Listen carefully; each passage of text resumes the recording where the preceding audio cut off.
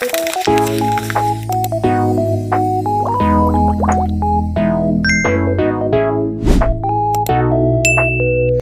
day everyone! My name is Russell Pasion, BSE Students Major in Mathematics.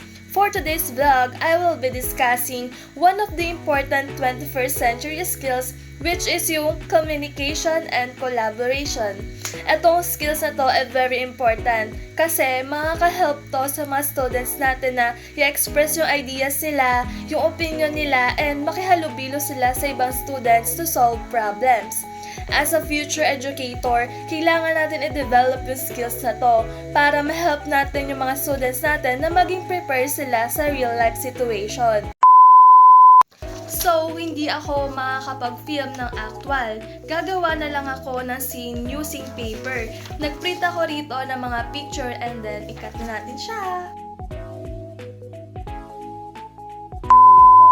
Pag-usapan muna natin na mabilis ang pinagkaiba ng traditional learning and modern learning. Pag sinabi natin traditional learning, ito ay teacher-centered, which is si teacher ang main source ng learning. Si students ay nakikinig, nagno-notes at nagpo-follow lang ng instruction ni teacher. In this setup, students learn through listening and memorization. While sa modern learning naman, student-centered. Si students ay nag-active participate sa group work, discussion, and interactive activities. In modern learning, students develop critical thinking, creativity, communication, and collaboration.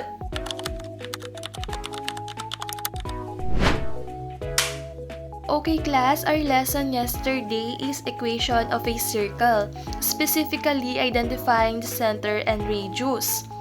Now, since we already discussed our lesson, today we have group activity na i-apply nyo ang isang important 21st century skills, which is yung communication and collaboration. I will divide the class into 4 groups with 4 members each. Each group will be given an equation, then your task is to identify the center and the radius, graph the circle on a graphing paper, and present your answer to the class. Habang ginagawa nila yung activity, students will discuss their ideas, share their learning, and help each other. This situation shows communication kasi students explain their answers, and collaboration kasi nag-work sila as a team. In that skills, mas mag-grow pa yung learning. After doing the activity, syempre, ipepresent nila sa harap ng klase yung output nila. Ipapaliwanag nila as a group kung paano sila nakapagsagot, sa pamamagitan nito mas na-explain and naunawaan pa nila yung lesson. Communication and collaboration are very important skills for students' future. Sa totoong buhay, nakikipag-communicate and collaborate naman talaga tayo para i-share yung ideas and thoughts natin sa trabaho man yan, sa paaralan, or sa community. Sa pamamagitan ng pag-develop na ganitong skills, natutulungan natin yung mga students to build their confidence, maging responsable, maging mahusay na mag-aaral, na i-apply nila yung knowledge na meron sila through communication and collaboration.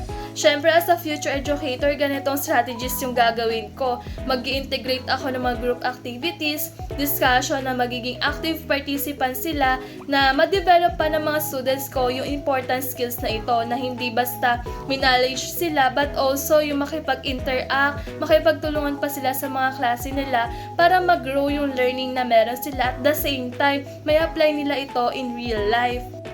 Lastly, communication and collaboration are essential 21st century skills that help students to succeed in school and in real life.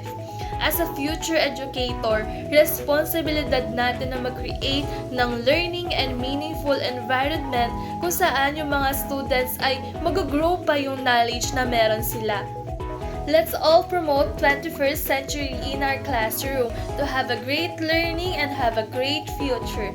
Thanks for watching. Bye-bye!